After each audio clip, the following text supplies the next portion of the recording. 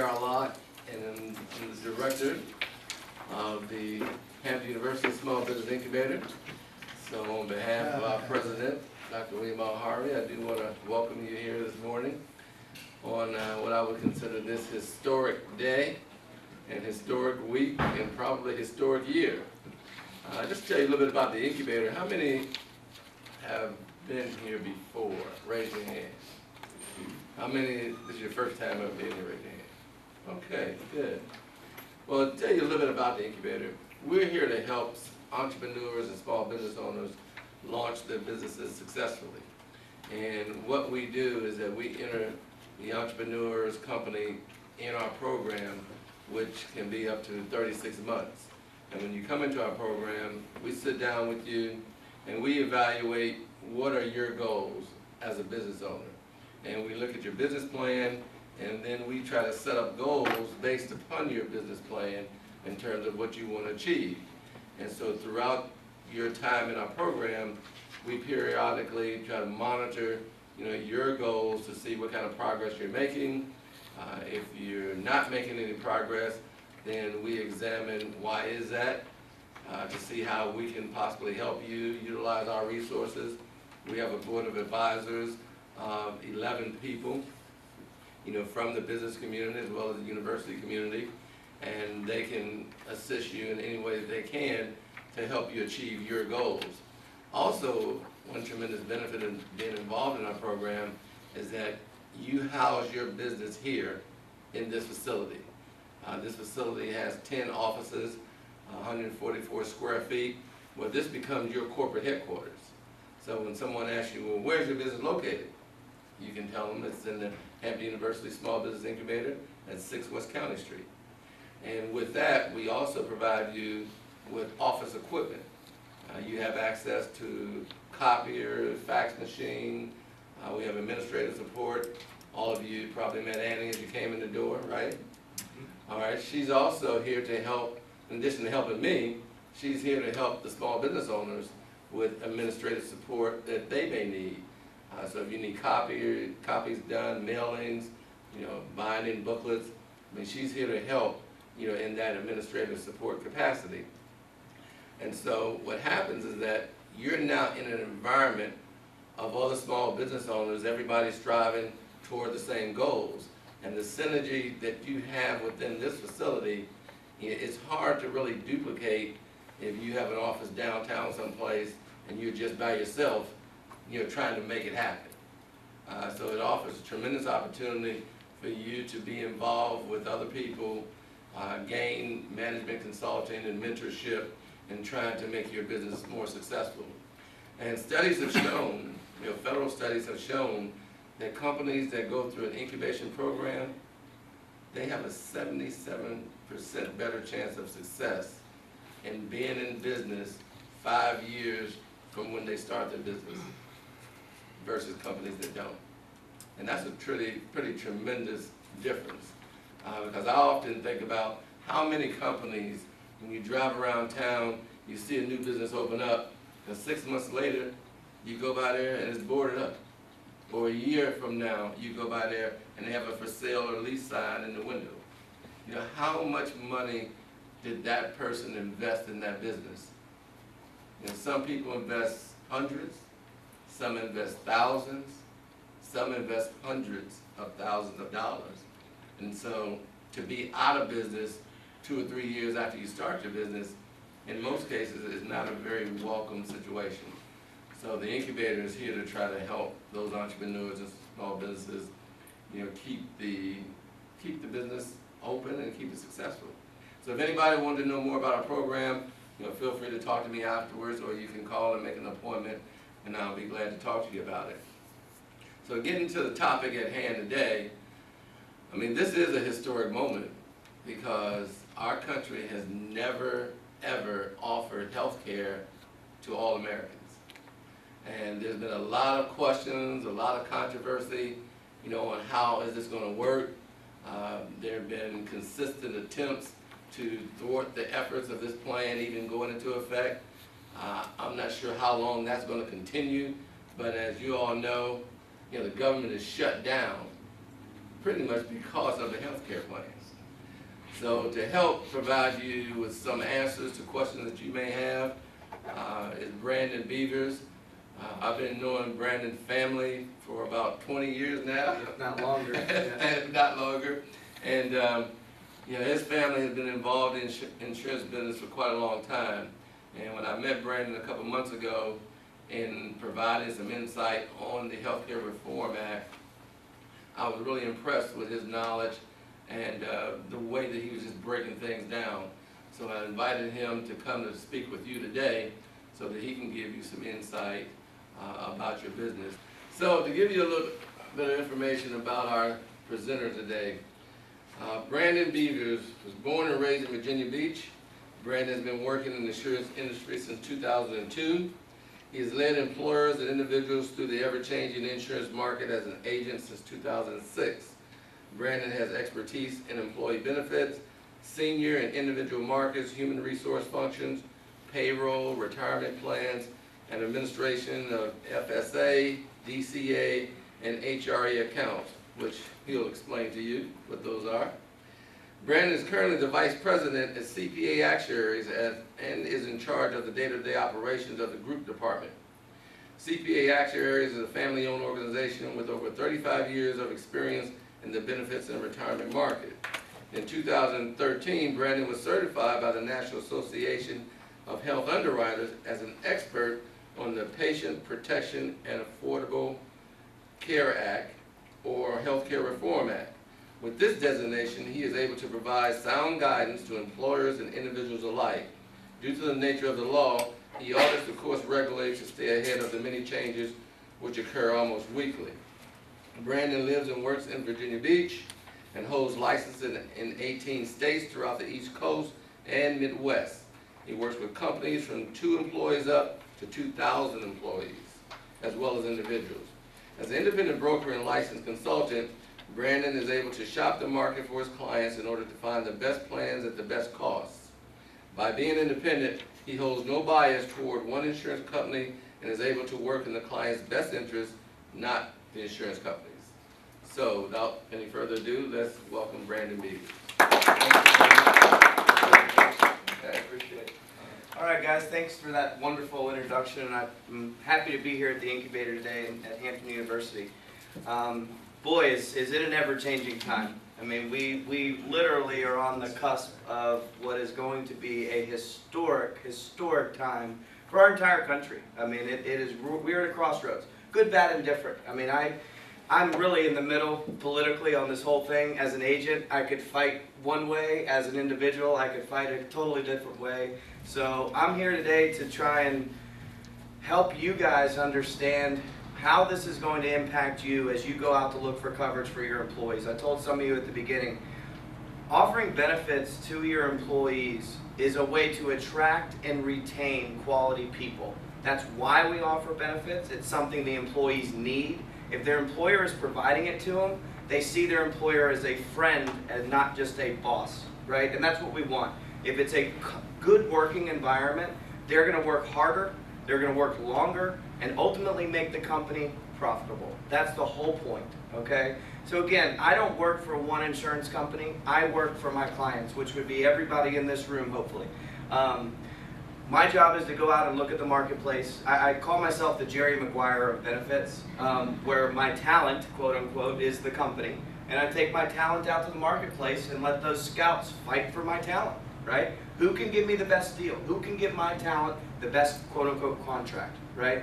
So that's my job, and let's just jump into the basic timeline of what's happened since this thing was enacted in 2010. We got the Patient Bill of Rights in 2010 when the law was signed. One of the great things that I personally thought we should have done a long time ago was get rid of lifetime limits. They used to be with insurance policies when I first started in this game. If you had $1 million limit on your policy, you had a $5 million cap. Well, as we all know, if you have a chronic illness or something major going on, you could get to $1 million in medical claims very, very quickly. So that was one of the provisions that right off the bat I thought we needed for a long time. The other one was the preventive care covered at 100%. When I go in for a colonoscopy, a mammography, just a routine physical even, That's preventive medicine. If I can catch a problem before it becomes chronic, I'm able to mitigate that issue and in some ways literally cure the issue before it becomes chronic. So having that preventive care, in my opinion, was one of the literally the best things of the healthcare law, because we can get people in, get those exams done early, find things before they become chronic, get people back on their feet. So that's one of the great provisions. The other one was limit pre-existing conditions for kids under age 19. Now I'm going to tell you, with all these legislations, the insurance companies, they're finding ways around it, and they're very good at that. So when this first part came out, the no pre-ex for kids under age 19, the insurance industry basically said, okay, we're just not going to write child-only policies anymore. Plain and simple. Used to be able to, if I had a husband and wife and they both worked at different companies and their respective companies paid like 100% or 75% of the employee-only premium, it was cheaper for them to go out and buy an individual policy for the kid by themselves. Because a little 5-year-old boy or girl is only going to be 50, 60 bucks a month for a pretty good plan. 2010, I couldn't write child-only policies anymore. They just got rid of it. So with every new twist and turn of this thing, since 2010, the insurance company has swayed and grooved around it, if you will. One of the other things that they did, I said pre-existing condition, the preventive care coverage. Preventive care is covered at 100%.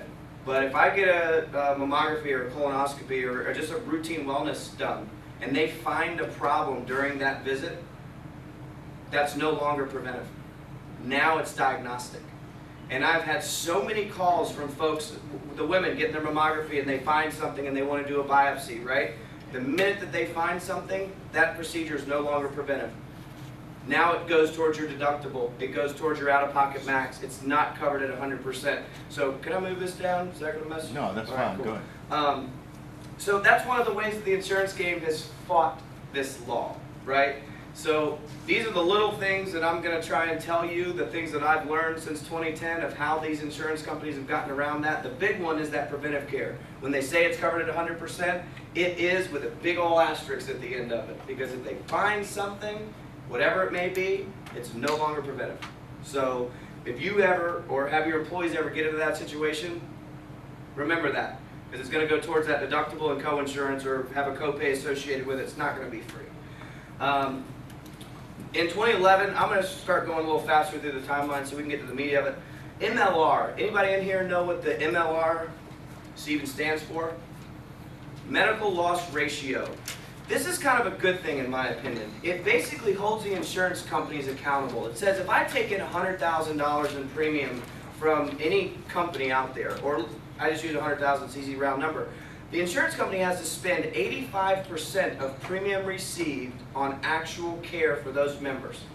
If they don't, they have to rebate the difference. Meaning if the insurance company takes in 100,000 and they only spend 80,000 on actual care, they have to rebate that $5,000 difference back out to those members.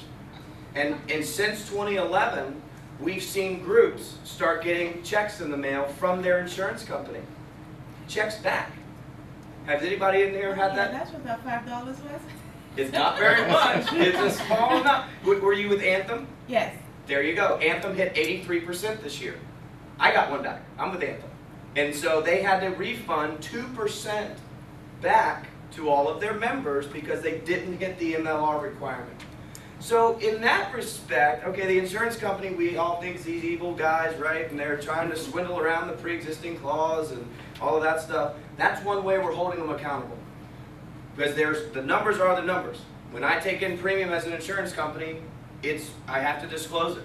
And when I pay out claims, I have to disclose what I paid out. If I don't hit that 85%, checks have to go back out. So what they've done is they've cut their administrative costs. They've gotten very lean.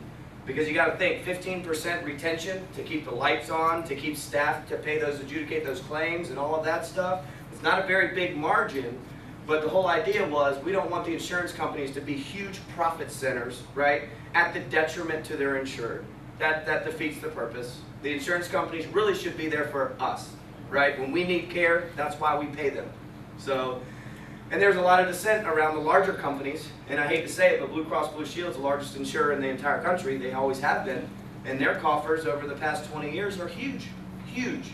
And that's why I think that MLR, that's the next big one I think is very important. Come 2014, we all know the big ones. I'm sure you've heard on the news. We're going to hit 2014. I'm going to jump over 13. Not much happened that year, or this year rather. No pre-existing condition limitation for anybody in the country. Starting in 2010, we did it for kids, meaning if you had a pre-existing condition, we cannot be denied, come January 2014, we cannot be denied coverage or anything around our pre-existing condition. They have to take us, in other words. Again, those gnarly insurance companies, what they're doing, and I'm going to tell everybody, men in this room are going to see a 70% increase in their health care premium come January 1. Women in this room are going to see an 85 to 90% increase in their medical premium come January. And one of the reasons that is because of this first thing, the pre-existing condition clause. There is no pre-ex anymore. They took it away. But what that means from an insurance and actuarial standpoint, when you look at actual law of large numbers and dive into the meat of insurance, that means somebody could hop on an insurance plan that's never paid into the game ever, right? And have a major problem like a cancer of some sort or whatever, and need hundreds of thousands of dollars worth of care. They could hop in, pay the premium. Let's use a heart transplant, because that's an easy one. You can go in and out with a heart transplant nowadays. I've never had, who knew, right? I mean, literally, that's like a day and a half and you're out of the hospital with a heart transplant. I never paid premium in my life. Let's say I'm a 45-year-old man, right? I get health insurance and let's just say pay $600 for the first month's premium for my health care. I go in that first month and have my heart transplant. They pay out $500,000 to $1 million for the procedure. The next month, I cancel my insurance. I just got a $500,000 procedure for $600. Now, when you break it down like that, it's kind of like, how the heck did the insurance companies survive with that risk, right? I mean, that's what insurance is. We're measuring risk. So up until January 14, we had a pre-existing condition clause, which basically said, if I haven't had continual coverage for 18 months, I'm not going to cover anything that's pre-existing until you've been on my plan for 12 months. So that you can eliminate those folks from basically coming into your business, and I see this happen a lot. Folks will come into your business to get your health insurance, work for you for a month, and they're out, right? That's why we impose a waiting period for our new hires. And come January 2014, the waiting period can be no longer than 90 full days. That's a big one, guys. It used to be we could, like I have some companies right now that have a year wait for their new hires. Come January 14, the wait cannot be any longer than 90 days. And most employers, yes ma'am? That is if the company offers benefits. That's correct. That's correct. And of course, if the company offers benefit, it has to offer universally, not select employees. We can class. We have to offer it to everybody that's a full-time employee. And the insurance company right now looks at full-time as anything over 25 hours. And as we all know, the healthcare law is saying 30 hours is the magic number. But yeah. 20, well, the insurance companies say it's a minimum of 25, but the healthcare law right now, the way the law is today, now I'm not saying it's going to be that way tomorrow, but today it's 30 hours. If the employee works 30 hours or more, they're considered full-time, and I do have to offer coverage to them. But coming back to that waiting period, most folks right now have a waiting period of something like first of the month following 90 days, first of the month following 6 months. It's always that FOM. So the new law says it's 90 true days. It's not first of the month following 90, because then we would be beyond a 90-day actual days. So what I'm telling my clients to do, and I'll tell everyone in this room, when you have a waiting period for new hires, a good rule of thumb would be to do first of month following 60 days. So you give them a 2-month probationary period, which usually in 2 months I would think you know if an employee is going to work out or not, right? I mean, I would think in the first 2 weeks you would know if an employee is going to work out. So good rule of thumb come January, or let me asterisk that. If your plan, if you already have, how many people have a health plan right now? A group health plan. Group health, a couple of you. None of the provisions, this is an asterisk and I'll come back to the waiting period, none of the provisions of the healthcare reform law take effect until your first renewal in 2014. So if you're somebody who renews your current group plan, those few of you that have a current group plan, if your plan renewed in like October or comes like 2 days ago, then you're not on the hook for the provisions until October 14. So you can keep your provisions the way they are. You can still have a year wait. You can still, you know, you're not going to be bound to a lot of things I'm going to talk about today, okay?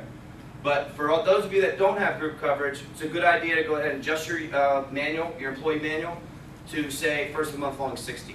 Then you're in compliance.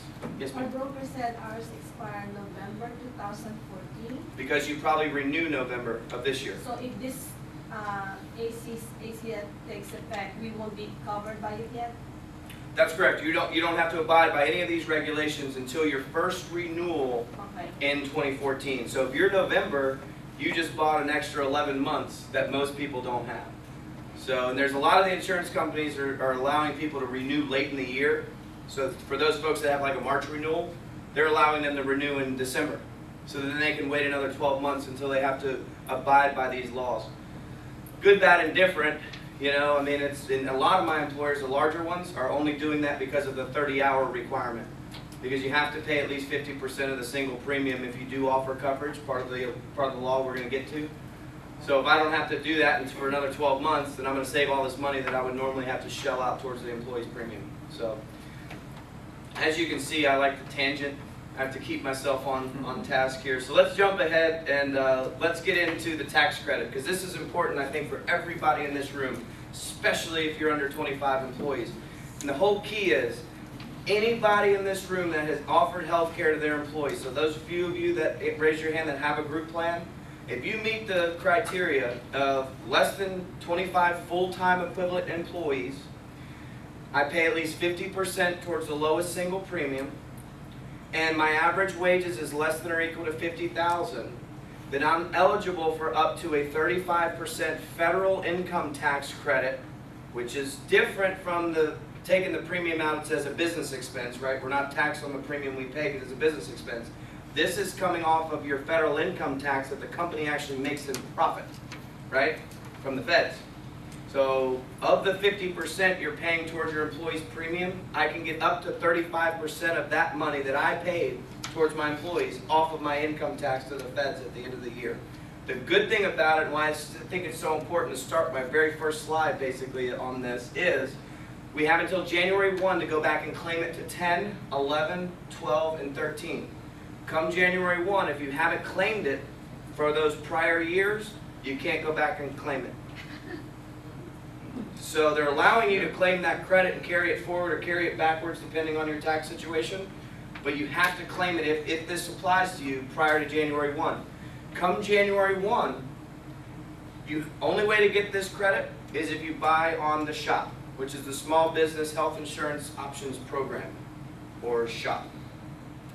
On the marketplace, you've got the individual marketplace, and then you have the employer marketplace where employers can buy group coverage. The employer side is called SHOP. The individual side is just called marketplace, okay? So in order for an employer, you still have to meet the same criteria come 2014, but right now, any employer, because we don't have the SHOP, any employer that's offered coverage can get this credit. January 14, you have to buy through the exchange in order to get the credit. And we're going to talk a little bit more about that in a moment, but I think it's very important for those few that have group coverage to know this. I'm educating CPAs about this. I'm finding out that these CPAs that charge retainers of thousands and thousands of dollars, they don't even know about this, but let alone know how to claim it. I've actually printed the forms out and given it to one of my clients to give to his CPA because the CPA said, I've never heard of it. It's scary. Anyway, then the credit is scaled based on the size of the company. So if you're only a 2-employee company, you're probably going to get the full 35%. If you're a 23-employee company, it's going to be tiered. You may only get 8 or 9% back instead of the full 35. So it's tiered.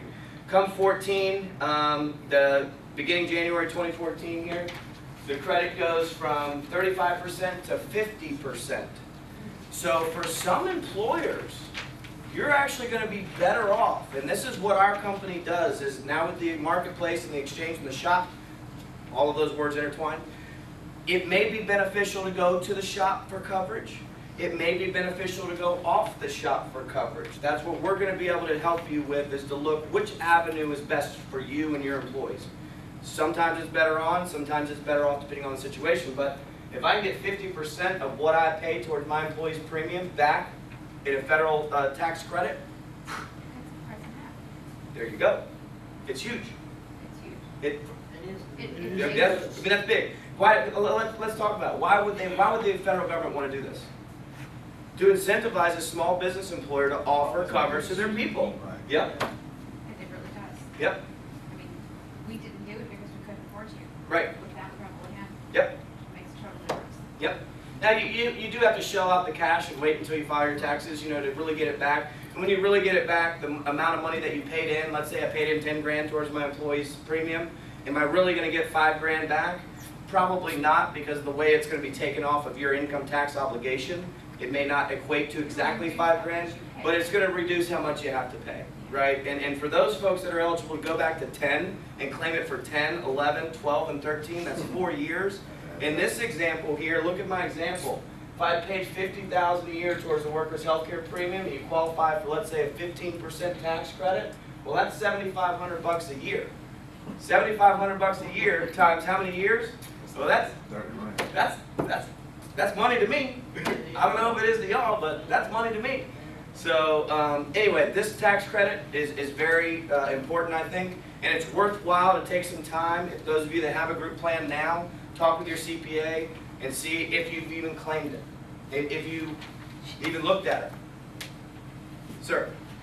Yesterday, I had a conversation with a lady, and she was referring to exactly what you're talking about. Mm-hmm.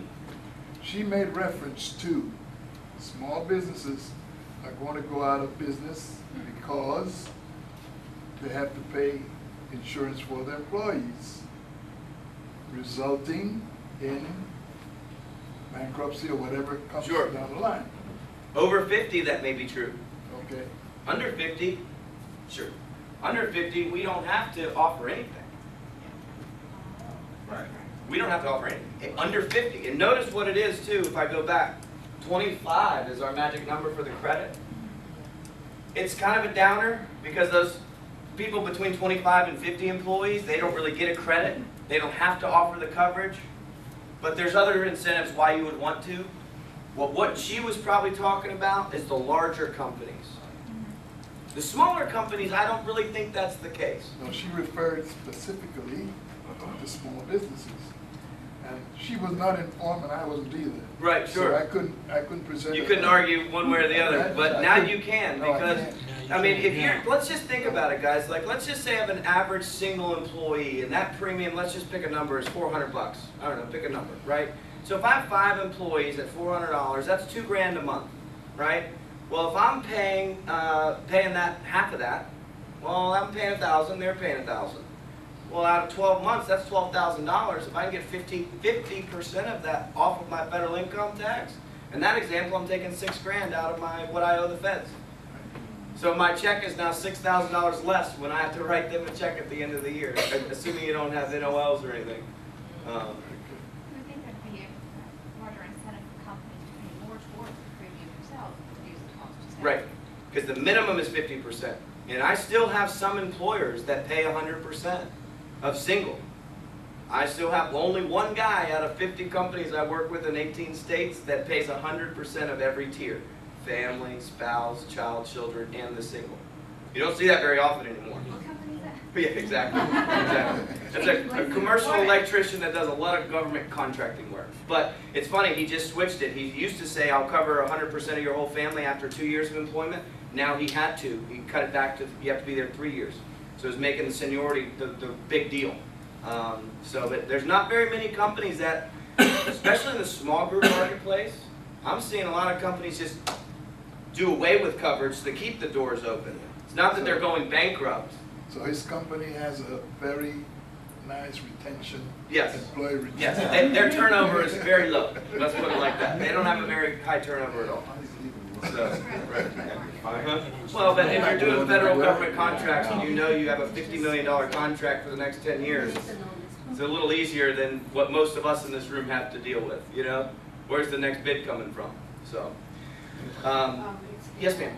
At one time, they were discussing that full-time status. Going to 40? No, could be 2 employees making that full-time. Yes, and that is, let's see, where I think I've got that in here about the FTEs. I'm jumping way ahead. I just wanted to see FTEs. No, I don't. All right, so to come back to that question, yes. There's a calculation, and boy is it confusing. It's called a full-time equivalent employee, right? They're considering a full-time employee right now over 30 hours a week on average throughout 52 weeks of the year. So that employee may work a little more one week, a little less one week, but when we average it out, it's 30 hours a week. Now let's say I have an employee that averages like 15, 16 hours a week, right? And I have 2 of those. Well, those 2 employees add up together to be 1 full-time employee. Now it gets even more fun when you start talking about seasonal workers and part-time workers, and I see this a lot with my restaurants, especially down at the oceanfront, where they bring on a lot of folks at the summertime peak time. And then it gets even more fun when we talk about the folks that come over from the Ukraine and Russia and places like that. I don't know if y'all noticed. Yeah, the hotels down at the beach, they employ a lot of, it's a work-study program. So it gets real fun to calculate what a full-time employee is in that scenario. So that's why I have gurus on staff that can manipulate Excel files like no other. So it's the only way to figure it out. But that is, you're exactly right. You could have 2 people that equate to 1 full-time employee. So how does that break down For the insurance companies, we have a spreadsheet that we can get together and I can help you with to look at your workforce. And basically what we do, just for everybody's knowledge, is we get a payroll run. You know, your most recent 12 full months, and we look at your hours. And we break it down and plug into this spreadsheet each employee's hours and what they work. And the spreadsheet does some crazy math in the back and spits out, here's how many full-time employees you have. And in most companies under 50, it's relatively simple, and the calculation is out there. If anybody wants to Google it, Google's your friend with this stuff, I'm telling you. It's just Google FTE calculation, which stands for full-time equivalent calculation. And there's even websites, I'm working on one to put on my website right now where you can just plug it in, how many employees you have and what your average hours are, and then it'll spit you out, here's your estimated FTE count. All right, because that's going to make a big difference, especially if you're teetering for the credit on near 25. If you're teetering on that 24, 27, and how many FTEs do I actually have, that could be critical for the tax credit. Someone had a hand up? I did. Yes, ma'am. You might not know this, it's partially related. When an employee just hired work for, I think it's 35, 36 days, they then become eligible for unemployment when you fire them. Right. I wonder if that is going to go down in relation to the 90 to 60 day. Waiting That's a hard period. question. Do you see? Yeah, no, that's a toughie. I don't know if it's going to be related or not. I haven't heard anything about that yet on my end. I had to learn that the hard way. We terminated someone too slow. Well, that's why I was saying earlier, usually it doesn't take you 90 days to figure out if someone's going to You work. don't want it to. As an HR professional, I usually tell my folks, the first minute you don't think it's working out, it ain't working out. I'm sorry. I mean, I never want to let anybody go. I mean, nobody in here does, right? I mean, it's one of the toughest things in business we have to do as business owners. And I just had to do it a couple months ago, and it's never easy. But my rule of thumb is nowadays, and I'm a young man in business, the minute that I think it's not working, it's not working. And usually my thing is 2 weeks. I give it 2 weeks. And any time within that 2 week period, I think, is this working? I know. You know what I mean? About one night. Well, then there's that. I mean, it doesn't have to take very long. I had an employee on Monday night, Tuesday night. I had a training program on floor cleaning. And he was highly recommended by a friend of his, who also is employed as an area manager. He was on vacation. This guy came, and I put him to work. Did out the paperwork, put him to work. And I told him what the salary was. And he agreed. We got through doing one store, and we went to the other store. On our way, he called me and says, I don't think... This is working. Yeah. I said, Right. okay, we'll mail your check to your resident. Well, that's even better. Okay. He took care of it himself. You didn't even have to do it. Don't we love those? Because, Yeah. you don't have to deal with attitudes. But just real quick to hit that unemployment thing, again, I think as managers that we all are in this room, we know what we're looking for out of an employee, right? 2 weeks. That's personally me. That's not a standard. That's not a law or anything. That's just Brandon talking to you. But I usually know in 2 weeks whether it's going to work or not. And then you don't have to worry about the unemployment. Because there are those folks, I hate to say it, that are out there just to claim unemployment. And they'll do everything great until that 35th day. Boom. And then it's like walking over the Grand Canyon. So, yes, sir. Going back to Karen's question, just trying to think through this. If you have 2 part-time people Mm-hmm. that you can claim as one, Right. I mean, how does that translate down to benefits? It doesn't, that's a good question. It's not that it's not that I have to offer, how do you split half a person up and only give half a person insurance? That Right. obviously doesn't work. Okay. But what it's more or less there for is the mandates. If I'm over 50 FTEs, I have to offer coverage, right? And we all know that they pushed that employer mandate back a year. Everyone know about that? It used to be a $2,000 penalty for over 50 employers, large employers. If they didn't offer health care, it was going to be $2,000 per year per head. Well, they pushed the penalty back to 15. The requirement is still there, but if they don't do it, there's no penalty. So what's going to happen? They're not going to do it. If I can do it, No, we got 15. All right, they're not going to do it. But that's where the FTE calculation is important. To calculate, am I over 50, right? Do I have to offer it? Come 2015, there will be a penalty, right? And the FTE calculation is important for the tax credit. Am I under 25? And then once you determine what your final count is, then it goes back to the people that's 30 hours a week. That's on average 30 hours a week. That's exactly right. So those 2 people that are only 16 hours on average a week, I don't have to offer coverage to them, right? Because they're not technically, each one of them is not a full-time employee. So I But have to pay. to get, no, you don't have to pay for it. You don't have to offer anything. Only reason we're calculating full-time equivalents is to determine, am I eligible for the tax credit as I'm under 25? Or am I over 50 employees, do I have to offer coverage?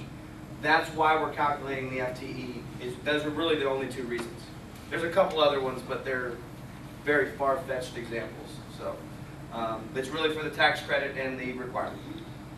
But those 2 employees that are only 16 hours a week, I'm not obligated under the 30-hour rule to offer them health care. Very good. This is great. Great questions, everybody. Brandon, People I have a question Yes, for ma'am. you, and it's not covered. I know for many of us probably are familiar, small business, when you're referencing small business, like for example, they said to become like a set-aside, like SWAM set-asides, they define small business as 250 Or below. employees or below. But yet, if you have a company that has 50 employees and they make $50 billion, they're still considered small. How does that relate to when we're looking at an employer with 30 employees or 50 employees that brings in 250 in revenue versus 250 million in revenue? Sure. So how is that covered or has that been addressed? It hasn't necessarily, not in that, the income to the business has really never been discussed as how large and small a business is in relation to their income level. The only 2 requirements are the tax credit under 25 and over 50, I have to offer it. The only other one is small business in the eyes of the shop on the marketplace when I want to go to the federally facilitated marketplace. Small business is considered any employer under 100. For federal, it's under 100? Yes. For federal contractors? Well, no, for just for insurance purposes, for the exchange, for the shop that we're about to talk about in just a second. The shop. Okay. the marketplace, the federal facilitated marketplace that the healthcare reform is creating, they are calling the small business side the shop. And to be eligible for the shop, a small business is considered under 100. So if you're under 100 employees, that company can go to the shop and purchase insurance and don't have to buy it outside of the shop. So that's the only that I know of right now as far as healthcare reform goes, where the size of the company makes a difference. Does that kind of answer your question? It does, but still, it's kind of scary, especially when you have a small business. And Because in my mind, small business is us in this room under 25. That's just me. You know, I consider a small business under 25 employees, but Well, the government does not. Yeah, because I considered a business in dollar value, not number of employees. Right. Because it takes away from your margin when you're bidding on. Sure, especially on government contracts, sure. Your margin is very low. Mhm. So if you can have a company with 200 employees, but yet your burden rates when you're putting on there is like 2 to 3%. Oh, yeah. So how do you grow a company and how do you support the government when you're just limited Sure. to just 30 or 50 employees? Right. That's like 80-90% of your businesses Sure. throughout the United States. Right. So I can understand this for small startup businesses.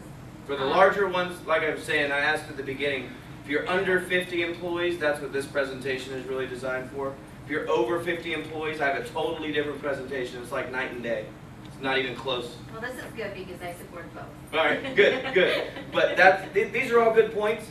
Unfortunately, with healthcare reform, they haven't addressed that.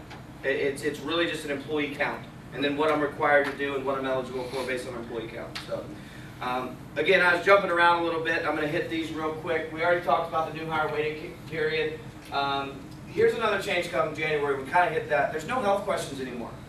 I'm sure everybody in this room at some point filled out a healthcare application, right? And then asks you a million questions. Do you have colitis? Do you have, HIV? Do you have, heart disease? And it's a million questions, right?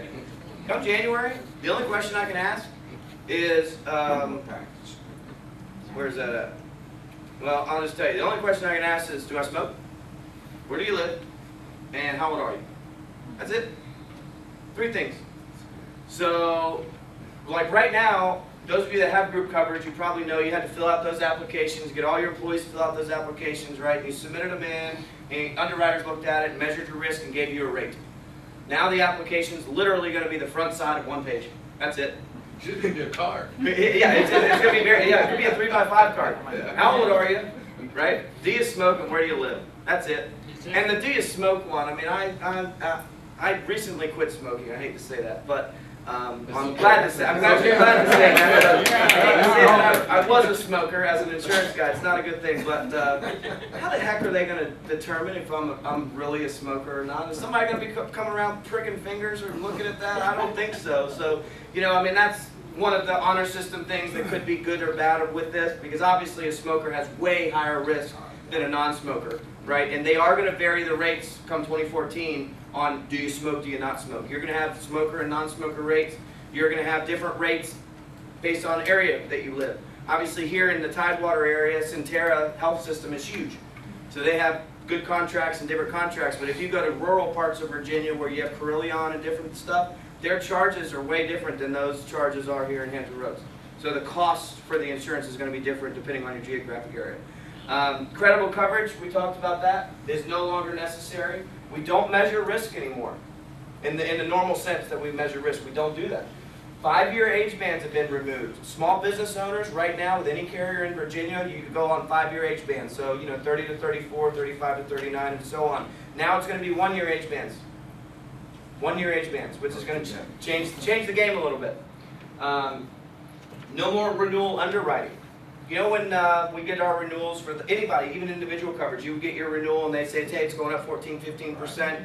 And then you could go and shop and get other options. But now when I get my renewal, one of the things as a broker that I've done for a long time is I would get an Optima renewal with maybe a 20% increase. And then I'd take that group, my talent, right, and I'd go over here to Anthem and I'd say, hey, Anthem, here's my group. What can you do for me? Anthem would come in with a rate, same plan, maybe a 5% increase, right? Saves the group 15%. But we all know we really don't want to switch because it's a pain in the butt. So what I do, I take that Anthem quote back over to Optima and I say, hey Optima, you want to compete and keep the business or what? And they would come down and now that 20% is 7%. Well, in my world, I just saved them 13% by doing my job, right? I can't do that anymore. That's off the table. When Optima gives me a renewal and it's 20%, the rate is the rate is the rate. That's it. So unless I want to downgrade benefit to mitigate increase, or switch the group to Anthem, because Anthem very well may be able to give me a better quote, if you will, than what Optima's given me. But I can't take that quote back to Optima and do the game. That game's over. Yes, ma'am? Isn't that a big loophole for the insurance companies? Kind of, but you have to think about it too. Optima's gonna be very, conscientious of their increases. They're gonna give you the best rate. They're gonna actually give you what you should get. But one of the tough things is we can't measure risk, but as we all know, if I'm filing claims and I'm using my Optima card, Optima knows what I'm doing, right? They know how much they're paying for a doctor visit or for emergency room or whatever. So their underwriters are still gonna look at that stuff. But you're not gonna get these exuberant, renewals because some of the small business marketplace is all pooled. Most people don't realize that. It's community rated. So I take every company in this size market and I throw all those size companies in a pot and I look at how that pot did as a whole. Then I break each company in the pot out individually and look at how that company did compared to the pot as a whole, and that determines your rate. So, anyway, the way I look at it, I think the renewals are going to be more in line to where they should be, because if they're exuberant, all we're going to do is go out to the competition and we're going to leave. And now all of a sudden Optima just lost that commission, and they really don't want to do that, especially their salespeople, right? So if you can't leave, what's to prevent the broker from doing what you were doing before? Go show them this plan and come. If you can leave, you have the option to leave. Oh yeah, you can definitely leave. So But what I can't do is I can't go with a competitive quote back to Optima and say, hey Optima, do you want to adjust your renewal? And the 20% they started out with, adjust that down to 7. Who's We can't monitoring that? we can't do that. Who's monitoring that? That's part of the healthcare reform law. That's part of the Okay, legislation. you as a broker couldn't do it, but could me? Because I'm the employer. Could I do that? The insurance companies, once they give you your rate, You can stay or leave. stay or leave. The rate is the rate is the rate. Okay. No more negotiating. So, what I see happening is I see a lot of employers jumping ship more often than not. Used to be, I would tell people, I'd rather work with our incumbent as much as we can to stay with them for at least 5 years, because when we do jump ship and go to another carrier, they're going to look at the longevity of the prior carrier. How long were you there? If you're jumping ship every year, they're actually going to rate you up a little higher than they normally would to know that you're just going to jump ship next year. So they're going to get a little more out of you than they normally would. So when I see this happening, as now the consultant hat comes in, I can see people being with Optima 1 year, Anthem next. The next year you're with United. The next year you're with Coventry or someone like this. It's gonna be an ongoing battle, which, as we all know, then there's gonna be dissent among the employees, because for 1 year you get used to Optima, and then all of a sudden we're gonna change the game. And I gotta change my mail order pharmacy. I gotta change this. I gotta change that. So, needless to say, it's gonna be fun over the next couple years, and that's why I'm more leaning towards being a consultant for small business and not so much a broker anymore. And I'm still gonna have that facet of my business, but I see myself doing what I'm doing now. Educating folks, giving folks the advice that they need to mitigate some of these heartaches that are coming. It's inevitable, you know what I mean? So let's keep going. We don't need applications, and this is a fun one. It doesn't kind of makes sense, but I'm required to offer coverage to dependents but not spouses. Where's that?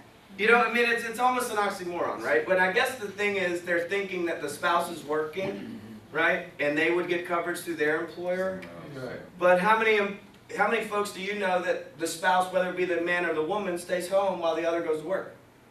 So technically, now I haven't seen any employers even want to broach this subject at all, but they don't technically have to offer coverage to that spouse.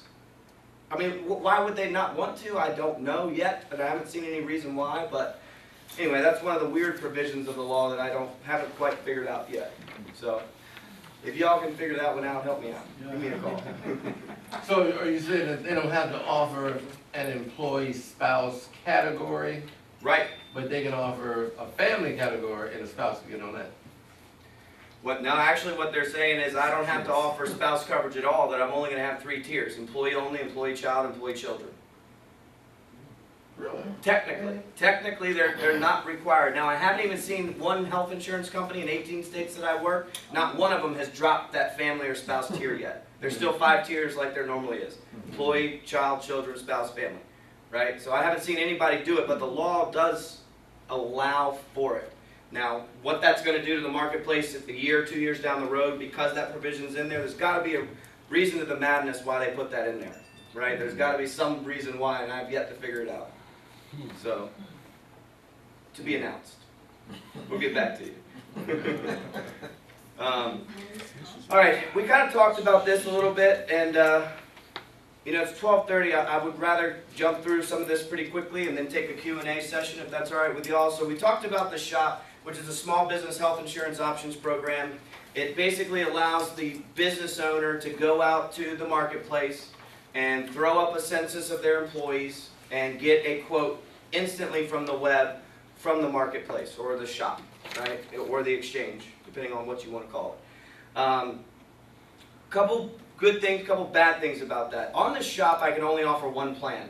Some employers, especially when you get over 15 employees, I personally think it's a good idea to offer a high deductible health plan for the young, healthy person who never goes, so their rate is lower and they can save the money. And then you offer that Cadillac style plan, you know, that gives you co-pays, it's more expensive, and it's a rich benefit for those families that do have stuff going on. If I need the coverage, let me pay for it, right? So I'm personally of the creed where let's give employees choice. On the shop, you only have one choice. When the employer goes to the shop marketplace, which is the federally facilitated marketplace, they have to choose one plan for their employees, and that's it. So you can't offer dual option insurances like we have on off the exchange. Off the exchange, we can still do that. So that's one of the downsides to the shop. It could be good for some people, could be bad. I mean, it depends on how you look at it. You know, but I personally think it's a good idea to give people choice. You know, the red pill or the green pill. You know, so only one health plan from the insurance carrier, and in the shop, like we talked about earlier, is available to employers under 100 employees. Okay. Real quick, this is the individual mandate. It's not necessarily geared towards business, but I just think it's good to hit on. Come 2014, we all have heard that everybody in the country has to be insured, one way or the other, right? And if I'm not insured, then there's a penalty. The first year in 2014, if I don't have health coverage as an individual, it's a $95 penalty or 1% of my household income. A year? That's correct. And the way that they're going to do this, they're going to take it off your tax return, off your refund. So if you're somebody that files your taxes, you know, you get a refund check back, they're going to take the 1% or the $95 out of your refund check. Okay, so this is one of the, which grader? You got it. Whichever's greater. 2015, penalty goes to $325 or 2% of your household income. Wow. Come 2016, goes to $695 or 2.5% of the household income. And then that number is just going to continue to rise every year, indexed with inflation. There's no, I can't see a pattern. Well, it's going up. I'm not with you. Yeah, I whatever, what's inflation rate right now? Does anybody know? Help me out. The rate of inflation was 6. More than you put in the bank, Yeah, I don't even know. About 6. Yeah, that's what I thought. 6.25, something like that is the rate of inflation right now. So that number is going to go up 6% as of right now at the rate of inflation indefinitely. You know, and that's coming back to a basic insurance fundamental, which is the law of large numbers. If I can get everybody insured and everybody's pays in a little bit to the game, then when somebody that's paying into the game has an issue, we've all paid a little bit to help out this guy, right? And traditionally the numbers break down like this. The law of large numbers says that even out of this room, it always works out. Doesn't matter what the scenario. 80% of your population is barely going to use the coverage. 20% of your population is going to use the crap out of it. I mean, I don't know how to say it. Those 80% pay in to subsidize the 20. Now at some point, I might be in the 80 today, but at some point I'm going to be in that 20%. But I'm paying into the game just like everybody else, and if we all pay in and pay a little bit, then when it comes our time to be in the 20%, we're taken care of. So, All right? Yes, sir. So like they say, it all comes out in the wash. At the end of the day, that's the theory. That's the theory, you know, but here's the problem. I'm going to tell you, at the beginning I said this for a reason, that men are going to see a 70% increase in healthcare premium, women are going to be between 85 and a 90% increase. Now, if I'm let's say a 27-year-old kid, right? Man, at that point, right? Girls are a little different. Guys at 27, we're invincible, right? Come on, help me out, guys. We're not going to get hurt. We're never going to go to that doctor. We're never going to get sick. We are iron bulls. No. Why would a 27-year-old boy go out and pay $300-400 a month for health insurance coverage that he doesn't need? He's not going to do it. So what I just said is in my mind, now I'm putting on my insurance agent hat and understand law of large numbers. If I get a segment of the population, which is the young, healthy folks that would normally be paying a little bit to subsidize the 20% on the back end, if they're not helping out, the game starts breaking down. It starts trickling and slowly just starts breaking down. So again, there's a lot of these provisions of the healthcare law that I think are great. But from an actuarial standpoint, looking at the law of large numbers, which is something I learned day one in my insurance class, that's the part that scares me. Because if we're not all paying into the game, that's why we have this penalty. That's what brought on that conversation. We have this penalty to entice folks to get in the game. But I'm just telling you, from that example of the 27-year-old boy, he is not going to pay $300-400 a month. With that being said, I guess there's not a genuine expectation of an actual increase of patients seeing the doctors, therefore no real need for more doctors. That would be the logical thing. Everybody get insurance. There are no doctors. Right. I mean, heck, through TRICARE now, which I used to have, you can't get an appointment till you're better. Right. Exactly. Well, and I'll tell By you. the time I get there, I'm better. Take that a step further, guys. You're going to see these boutique health clinics start popping up. And I don't know if anybody's already, they have it. It's called the Executive Health Clinic through Centera right now, where you can pay a fee every year to have your doctor's cell phone number, right? And he's on call, ready to go. And they don't take insurance. And because they don't take insurance, that means they don't take Medicare, they don't take Medicaid, they don't take any of the CHIP or any of that stuff, right? So then they can do whatever the heck they want because they're not bound by any of this regulation. So what you're going to have is when my mind and all the pundits on the radio that I've been listening to over the past couple weeks are saying it, that we're going to have a three-tiered system. You're going to have the exchange, the marketplace, you're going to have the off-exchange, the normal insurance that we have now, and then you're going to have the private marketplace, which is like a club. Basically, these guys are going to charge a fee, and then when you see the doctor, you're going to pay a small fee for whatever the doctor does to you. And we're already seeing it in places like Manhattan. They've had it up and running for like 2 years. And it's old school doctor will knock on your door with a nurse on his side, and he will walk into your house and do the exam. He comes to you. And you pay a fee like $100 a month or whatever it is. And, you know, there's a lot of things about this that, again, it's going to change the game because we are all in here. We're all entrepreneurs, right? We're all business savvy minded people. Well, doctors are as well, right? They didn't go to school that long and they're not dumb. So they're figuring out ways around the legislation, right? And the entrepreneurial spirit, good, bad, and different. To hit to your point, there are not enough doctors. We've already seen, I've got doctor friends of mine in Virginia Beach that are going back to school. They're changing careers. Because they're not going to make any money. They're not going to make any money. And they still have that student debt to pay off, and they don't see any light at the end of the tunnel. And that's scary. I mean, that to me is like, that's a little scary, right? I mean, okay, great, we've got health insurance, but if I can't get seen by anybody that's qualified, what do I got? What good is it? You know what I mean? And that's, so anyway, I mean, like I say, there's a lot of things I could argue are great about it, but this is from my insurance mind and understanding how this law of large numbers things work. It makes me a little hesitant.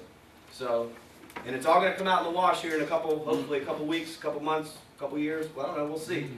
But some of the things to think about that most folks, even my assistant in the office, never thought about it like this, the law of large numbers thing. When you break it down like that, you kind of understand where the angst comes from, especially from the medical community. So, all right, let's keep going. This is important, I think, for the individuals to understand. Not only is there the small business tax credit for us employers that offer coverage to our people, but as an individual, if I go to the marketplace or the exchange and I'm within 400% of poverty, 400% of poverty, I'm eligible for a premium subsidy, meaning I can't pay any more if I'm at 133%, any more than 2% of my household income towards the premium. Now, what does that mean? As an individual, if my premium for Anthem is $500, my Anthem's still going to get $500 because that's how much it costs to insure me. What's going to happen though is I'm only on the hook for 2% of my household income. My household income is only 20 grand. I'm only going to pay $200, right? The federal government's going to come in and pay the $300 to make up the $500. Anthem's still going to get their money, but the federal government's going to be subsidizing that, which for some folks I think is a great thing because they need it.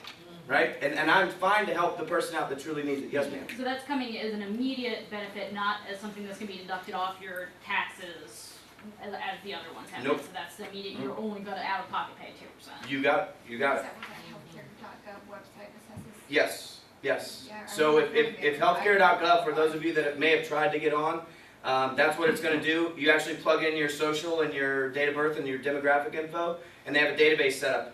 It goes and hits the database, looks at your tax return, looks at your income, and comes back and says you're eligible for X subsidy towards your premium. And the way that works, if you are eligible for a premium as an individual, the federal government's gonna write the check, let's say it's $300 a month, Anthem's gonna get a $3,600 check up front. And then you continue to make your $200 payment every single month moving forward. So Anthem gets the aggregate total of $500, which is the total cost of the insurance. So the insurance companies are still going to get their cash, in other words, because they're still the ones going to be paying out the claims. And if I renege on this after X number of months, they hold. That's part of the that's a very good question. I've asked the same thing multiple times to multiple different people, and I cannot get a straight answer. And I've read the law myself, and I can't find it. What's the question? I didn't really hear. Well, what happens if I don't pay? Oh. You know, now if I don't pay my healthcare premium, after 30 days they're going to can me, right? And then they're not going to pay any claims.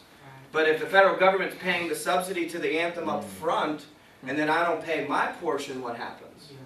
Because what should happen in my mind as a businessman, I would think Anthem gives the money back. But how often does the federal government, how is that going to happen? So This is for The computer. this is for individuals, yes ma'am. The computer programmers are making a fortune out of this. Oh, they're making a killing. And it still doesn't work. So there's that. So anyway, so that's I'm going to kind of jump ahead here with the individuals, because now that we have cost share, we have premium subsidies on the front end for the up to 400% of poverty. On the back end, we have cost share reduction, meaning my out-of-pocket maximum, if I'm at 1 to 200% of poverty, it's only 2/3 of the maximum.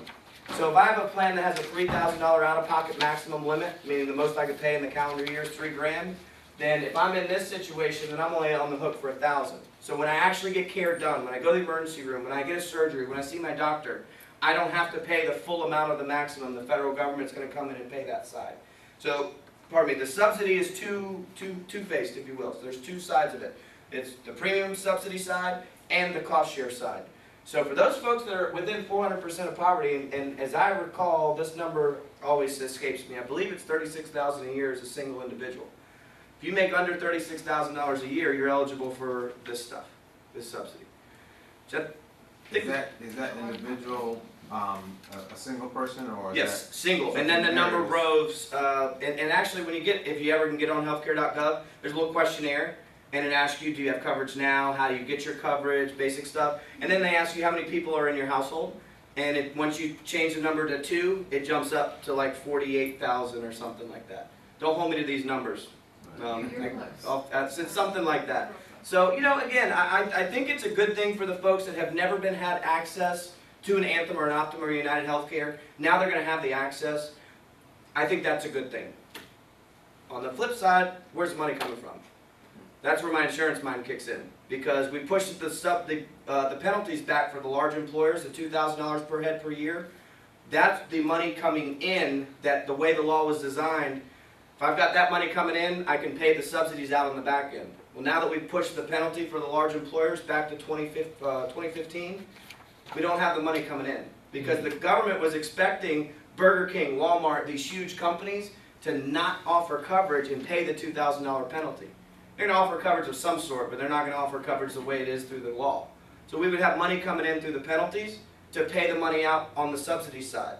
So, I mean, in my mind, that's basic economics, right? I mean, when we're running our business, if I don't have the money coming in, but yet I need to buy a new machine, I can't go buy the new machine, right? So that part of it, in my mind, as an insurance agent and a business owner, scares me a little bit. And I think there is some validity to what's going on in Congress, because where the heck's the money going to come from? I think it's a great thing, don't get me wrong.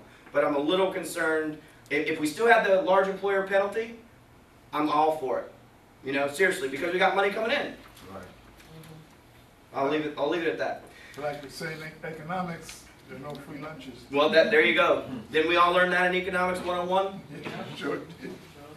Learn that All right. in life 101. Yeah, there you go. I didn't wait for school. Exactly. Well, I think they should teach that stuff in high school, in my opinion. But It's a lot that should be teaching in high school. You and I Don't could- open that can of yeah, worms. so I was gonna say we gotta get back to topic here. Come 2014, we're not gonna see plans all over the board like we have now. I mean, I don't know if y'all know, but Anthem has some 45, 50 different plans you can choose from. Now we're gonna go to a metallic tiered level. Actuarial value means how much is the insurance company going to pay towards that claim, right? How much am I gonna have to pay? The cost share.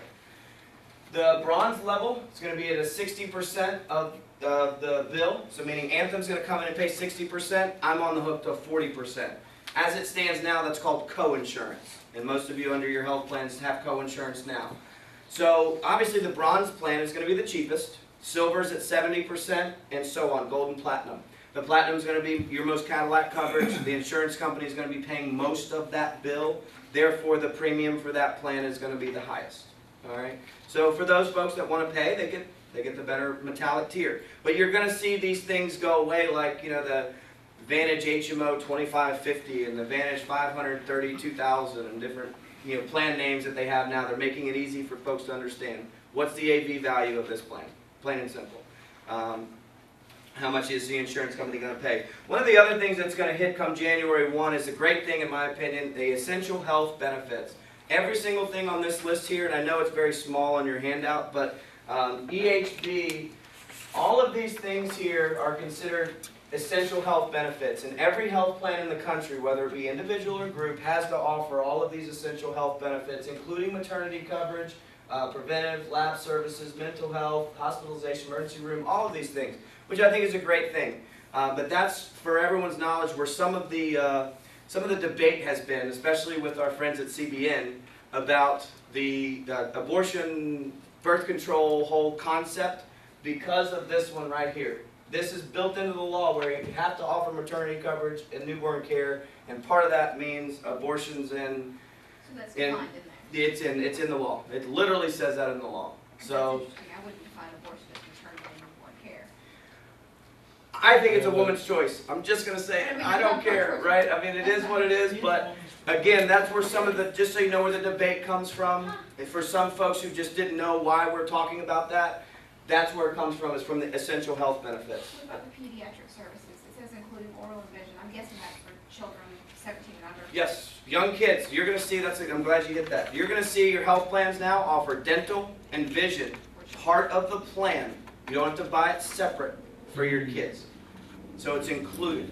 What about separate for me? Well, then there's that. We got to pay. As adults, we have to pay. But when I said at the beginning, the 70% for men, the 85 and 90 for women, this is another reason why. All of a sudden, the insurance companies have to cover more services that they normally did not. Right. I've never seen a health plan include dental as part of the premium. Now, I've seen it as a rider, you pay a little more and you get the dental as part of it, but I've never seen it mandated as part of insurance plan. So if you think about it now, I have kids, let's say I've had 3 kids, and all of them need, Braces. well, braces, I don't think braces is going to be included. I'm just going to asterisk that. That's very expensive. But what I do think is going to be included is the preventive cleaning. Well, that's $100, $150 a pop, times 3 kids, times twice a year. That's money. So some of these increases that the insurance companies are going to pass on, I think, are justified, and they're really just doing it to get ready for the risk that's coming down the pike. So, it is what it is. Let's jump ahead. This is small business options to consider. High deductible health plans. I kind of hit it a few minutes ago. We're going to have to, as small business owners, mitigate this cost. I've kept saying more than once today that we offer benefits in order to attract and retain quality people, first and foremost. It cannot be at the detriment of going out of business, to hit your point from earlier. If I can't keep my doors open and put a paycheck in my employees' hands, what good is keeping their health care going to do? It's not going to do any good. So we as business owners have to mitigate this ever-changing and ever-rising cost, and that's in the form of a high-deductible health plan. There's health plans out there with high deductibles that have 0 benefit until you meet the deductible. That's right now. There's plans out there that have a high deductible only for emergency rooms, inpatient, outpatient, and advanced imaging, but you still have copays for doctor visits and copays for drugs. Those are the style plans that I'm more or less referring to for the small to medium-sized business. The way we can do that is with the two-tiered plan that I was talking about before, where you offer a base plan, and that's what the company pays towards. Then you offer a buy-up plan.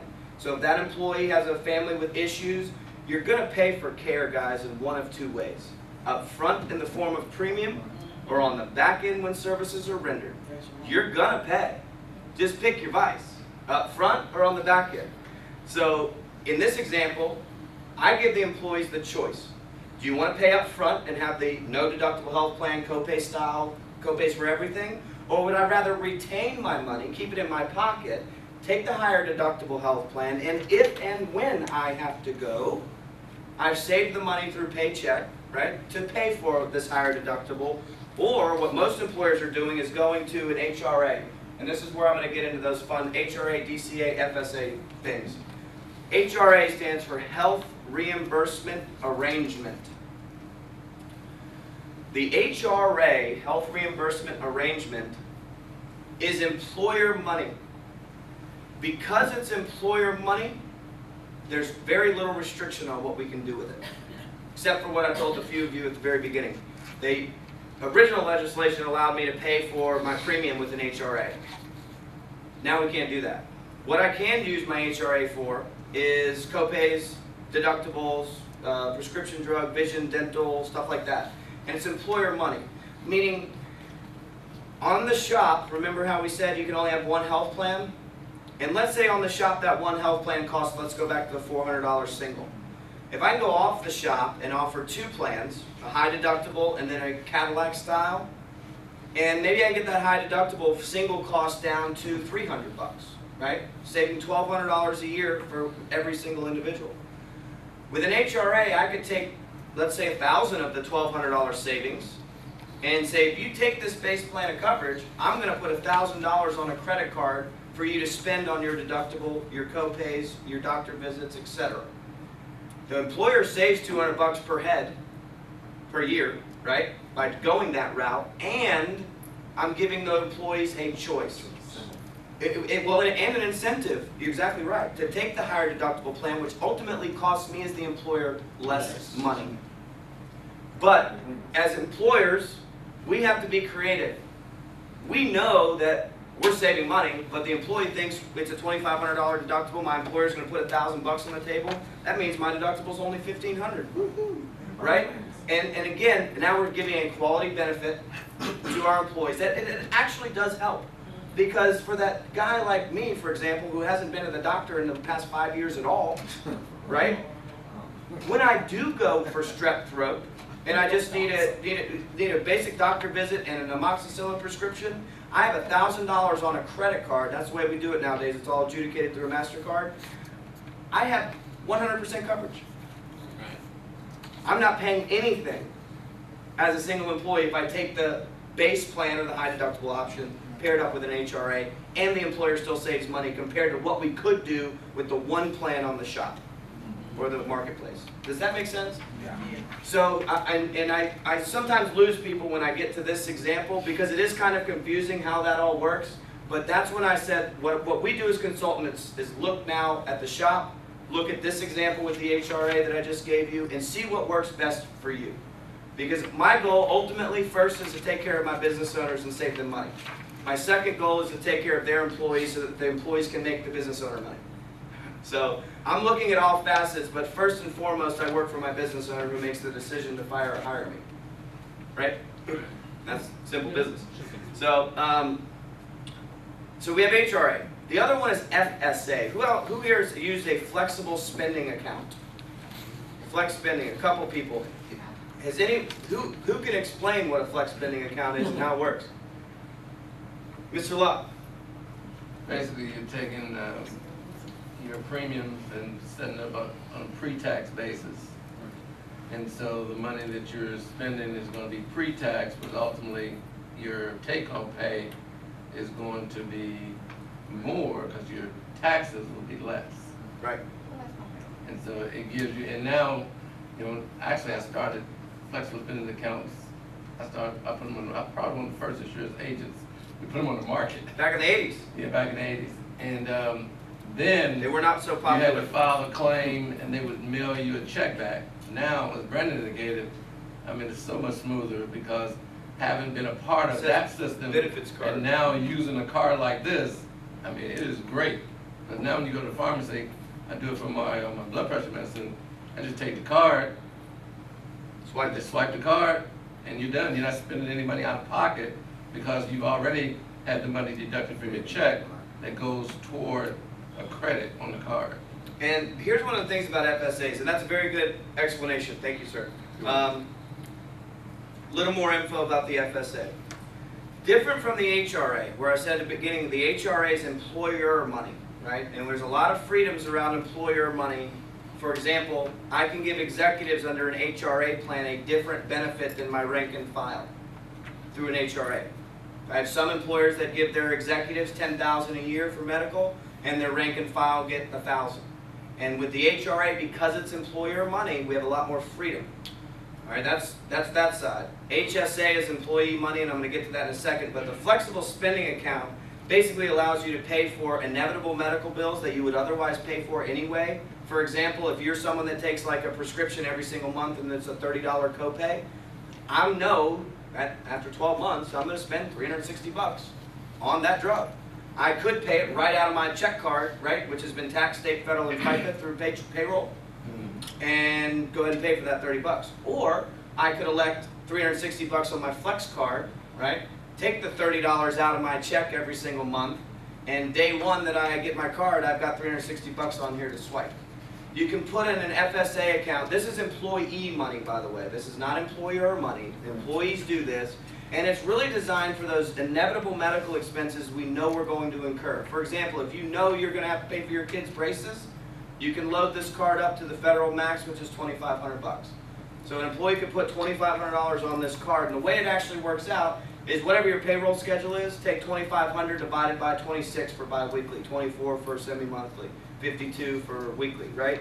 Take the total election divided by your payroll schedule, that's the employee's deduction. It comes out of their check, no state, federal, or FICA. As an employer, it saves you that same payroll tax. And the employees got money to spend on things that they would normally anyway be spending. But now they're spending pre-tax. Does that make sense? Yeah. So it's saving the employer money, it's saving the employee money, and they're getting something that they were going to be getting anyway. The flex is a no-brainer. And that's why, since when Mr. Locke first started selling them back in the 80s, these plans are extremely popular. Now you even see on the bottle of certain prescriptions and stuff, it says FSA eligible. Because so many people are using these things.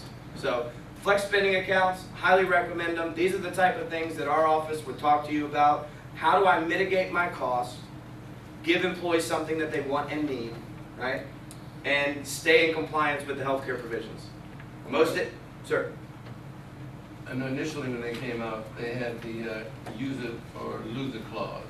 Yes. Is that still in play? And that's a very good question. With flexible spending accounts, there is still a use it or lose it clause, but one of the fine prints in the law, the actual Section 125 code, which governs the cafeteria plan, says that I can take the allotment. And let's say I have 10 employees, and each employee leaves $10 in there, right? And they don't spend the $10 by the end of the plan year. That employee loses that $10, right? A little fine print of the law says that I can take that $100 and give it back to my employees so long as I spread the money out evenly among everybody who participated. So you can give back to them in a bonus. That's You got it. Or could you retain it as the employer? Technically, it comes back to the employer's coffer. It's up to the employer what to do with it. If I want to give it back to my employees, I must do it uniform, and I must do it to whoever participated. So I can't give it to an employee who didn't participate in the flex plan. But if I had all 10 of those employees participate, $10 a piece was left in it, I can give them all $10 back. As long as I do it uniform. Or, what we usually recommend, because there is a cost, administrative cost associated with the credit card, the employer keeps anything left over to offset their cost. But it is an option nowadays to, and I don't know when they changed that law, but For forever and ever, as long as I've been in the game, which is like my whole life, it's always use it or lose it. Right. But just recently, I actually sat down and read the law about a year ago and said, oh, we can give it back. So some employers have opted for that, but because of the admin expense, they don't. So let's see, utilize a vendor to offer individual options. I have an individual website called peoplesurance.com. It's a private marketplace, exactly the same thing that healthcare.gov has set up. That doesn't work. Mine works, and it has worked for 2.5 years. You can go on this website right now, plug in your zip code, plug in your date of birth, it's peoplesurance.com, and you can see all of your health options in an easy side-by-side comparison and apply for healthcare coverage online.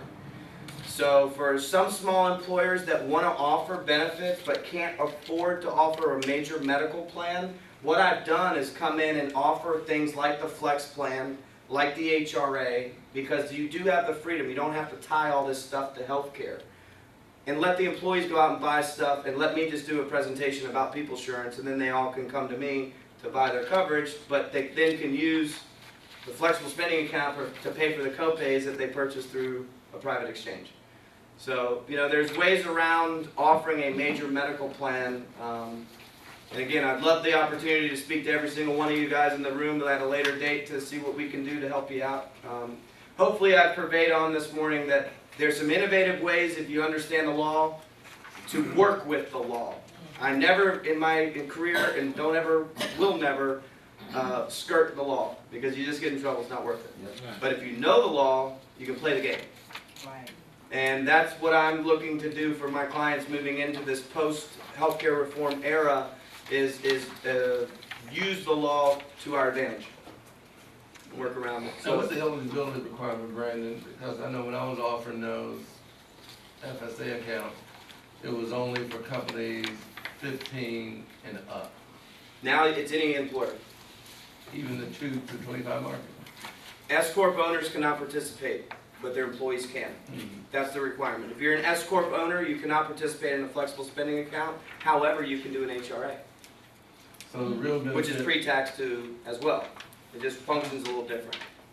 so the real benefit to those small business owners is that you can set up the FSA account and it doesn't cost you anything to set it up. Right. There's a small That's fee to nice. set up the document. At the very beginning, there's a plan document that governs these things that's required by the Department of Labor and IRS. There's a small fee for that, and if you adjudicate through a credit card, there's a small fee for the credit card. However, the fee is far less than what the payroll tax savings will be to the To company. the company, yeah. So it really ends up being a wash, even when you add in the fees and stuff. Another good thing about the FSA side, anybody in here send their kids to daycare? Got one in the back? How about your employees? If y'all think about your employees, you guys have employees that are sending their kids to daycare while they're working for you? Maybe? All right, well, if you did, there's another side of the FSA called a DCA, Dependent Care Account. Works exactly the same way as the FSA does, except it's balanced forward, and you can put up to $5,000 in that per household per year.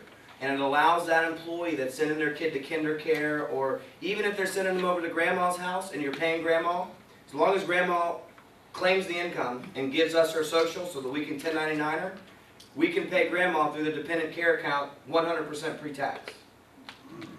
Well, that's huge. Huge. Because I don't have kids, but I talk to my buddies who are sending their kids to an after-school program. It's expensive. I could, like, $7,000, $8,000 a year expensive. So if I could take $5,000 of that and save the federal income tax and state income tax and all of that on the money, with $5,000, if you're in a 30% tax bracket, you're going to save $1,500 bucks. Well, that's money to me. So, FSA, DCA, HRA, the only one we didn't talk about was HSA, which is a health savings account. Pros and cons to that one, but that's employee money. They defer money into an HSA similar to the Flex. However, the HSA goes with that employee when they leave your employment, where the FSA does not. The HSA is the employee's money. They can do whatever the heck they want with it. There's no employer control. That's why I personally recommend an HRA paired with a high deductible health plan, so then you've kind of captivated that employee. They can't leave you and take your money.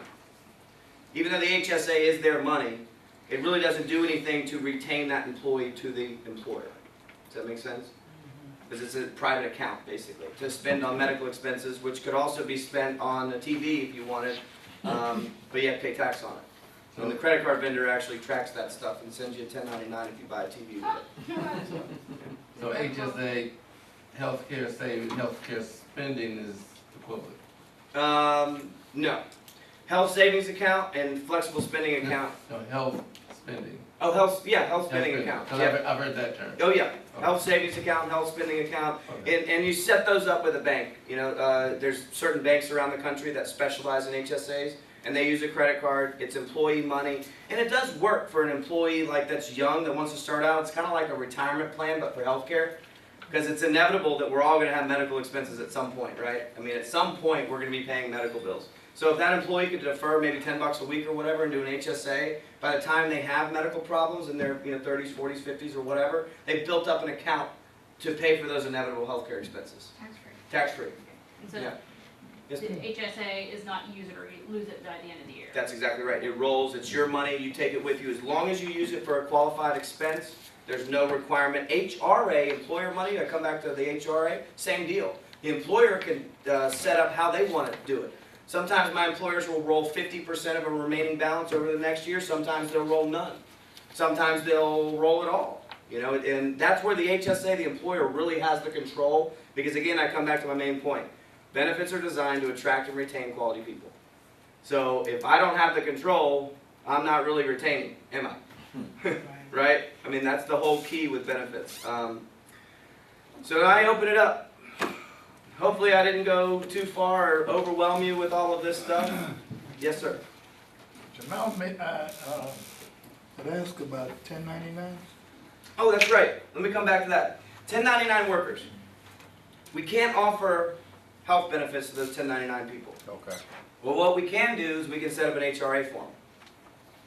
That's one of the legitimate loopholes of the HRA because it's employer money. Look, just understand the federal government doesn't mind letting the employer with their money do whatever. It's when we start messing with our employees' money is where all the regulation and stuff comes in. When it's our money, we can kind of do what we want with it, within reason, as long as it's a qualified expense. So the 1099 guys, sometimes we sit down and when we do our analysis, it makes more sense to pay that person something, right? And then 1099 them the rest, so that they're on payroll and they're W-2, then I can get a group plan and I can do some of these other things. There's certain circumstances that makes sense. In others, it doesn't. So that's where the analysis and talking to somebody. See, we have a CPA on staff. I have attorneys on retainer. When we get into situations, I bring all these in. We have a little roundtable discussion. You know, so that I look at it from all angles and make sure that we're giving you the right advice. So, and the other one was on and off exchange or individual or which. I think I kind of hit that, didn't I? Yeah. Which way to go? Because in certain circumstances, I think the shop makes sense.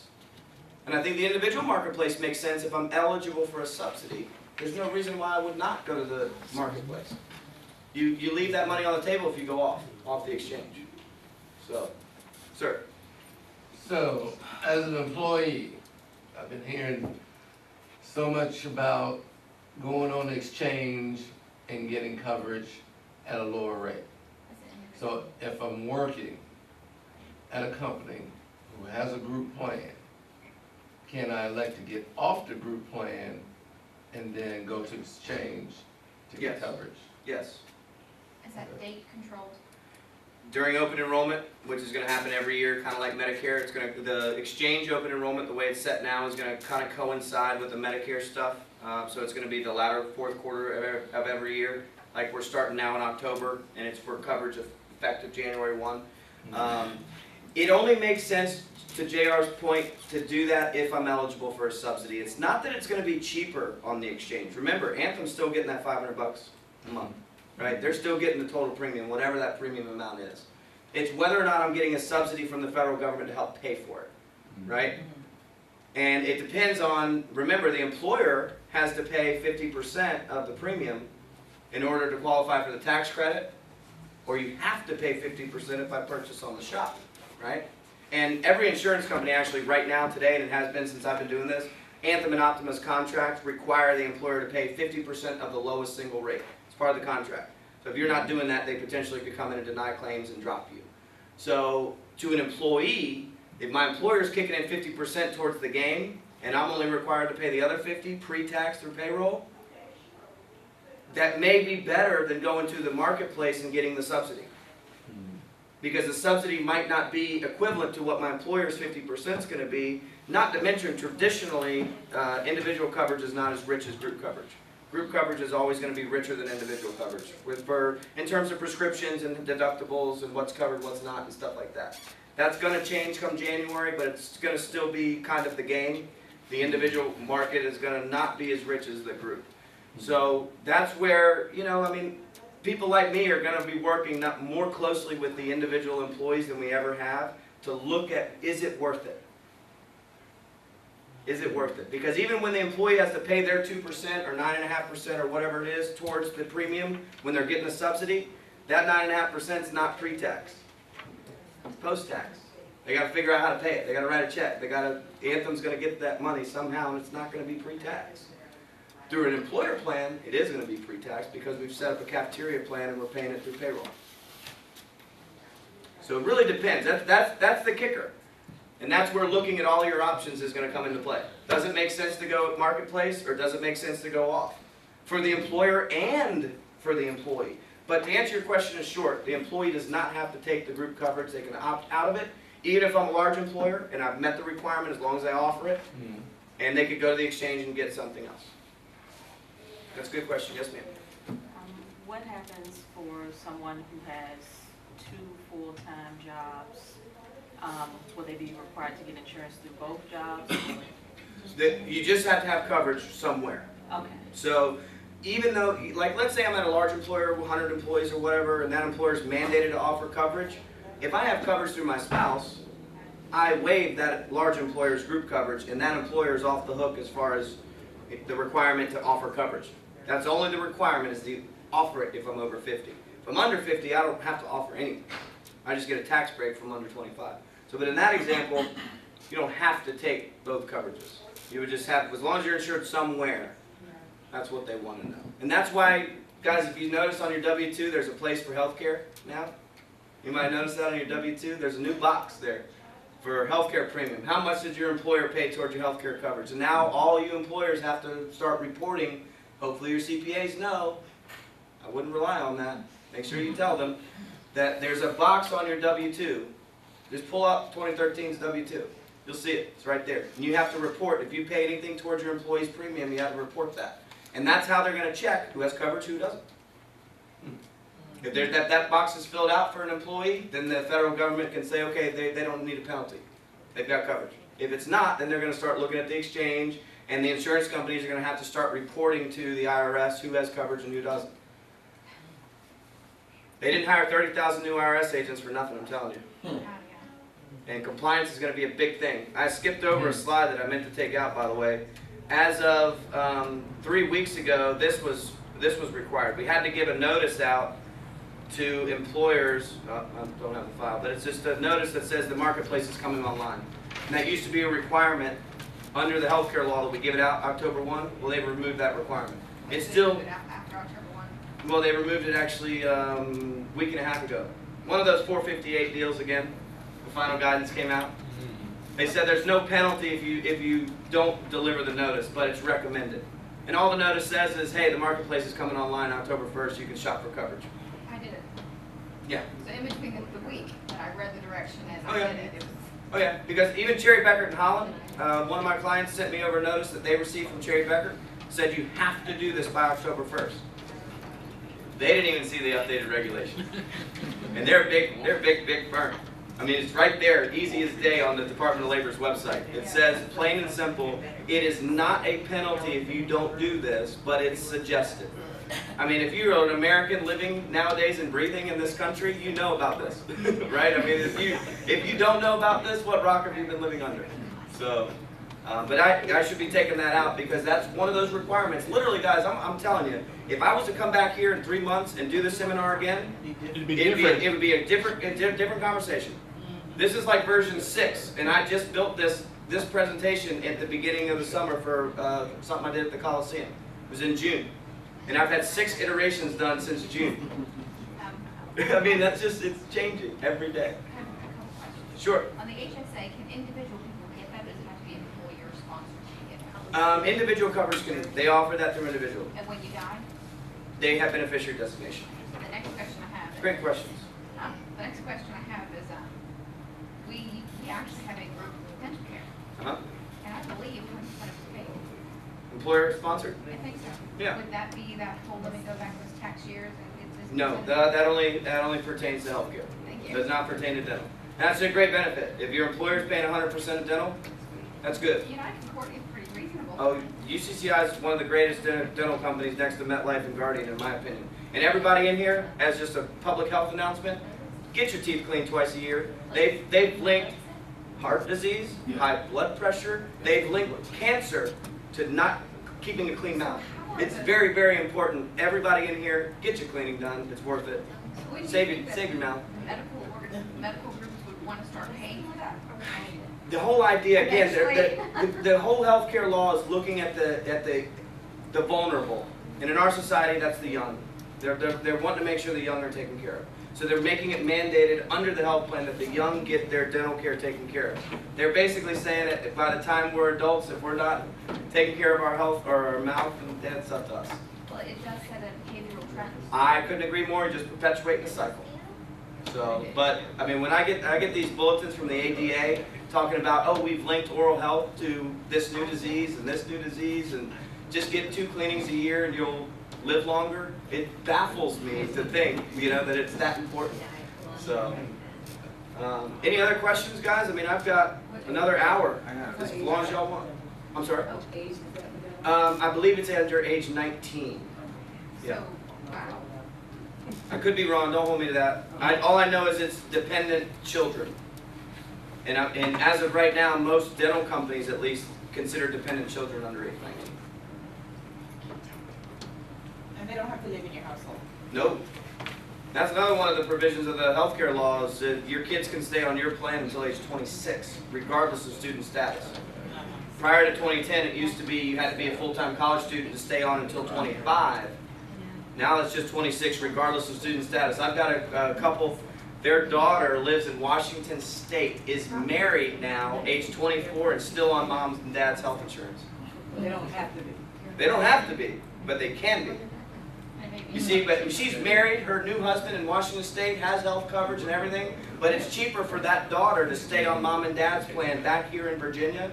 And it's so funny, I have to get a special PPO to keep this daughter insured through a group plan. Because of the healthcare requirement says she's eligible to stay on to age 26. I don't know, I think that just perpetuates the cycle. Get your butt out there and work, it seems to me, but Yeah. we had to. Oh, yeah. Going back to the 1099s, and I know this may get pretty interesting. Sure. My company, I do I'm traditional business, you're printing, you're all that, put money back in your bottom line, great prices, but I also believe in the network marketing. Everybody networks. Sure. You go somewhere, you tell somebody, they go there, how much do you make? Sure. 0. Right. So I love that industry as well. I know a couple of business owners with network marketing, and 1099s are sent out. The HRA that you said for 1099s was your suggestion. Does that apply to them or no, because it's not what's considered traditional business, blah, blah, blah. But as people see now with this whole referral, people right now don't have jobs that thought they had job security, which hasn't existed before I left school. I'm in my 30s. Right. And there hasn't been job security See, forever. You bring up a good point, and coming back to his question, y'all are both kind of piggybacking on the 1099 thing. There has to be a formal business relationship of some sort in order to do an HRA. Okay, so I can't just set up an HRA for you because I'm nice. There'd be no reason I would do that, right? Again, there has to be sound business reason behind it, and there has to be a formal business relationship in some capacity. And it's always, in my opinion, better. Like, let's say I'm paying this guy $30,000 a year or whatever it is on 1099, right? Well, maybe I pay him $10,000 a year on W-2. Yeah, I got to pay a little bit of taxes on it, but then I'm able to do other things that help that employee out, and maybe he says he'll come out on Saturday and take out the trash. I don't know. You know what I mean? It's just Yeah, the reason I'm thinking that is, for example, one of my incomes is not a little bit of money from network marketing. Right. Because I've been doing it now for about 3 years. Sure. I love the service.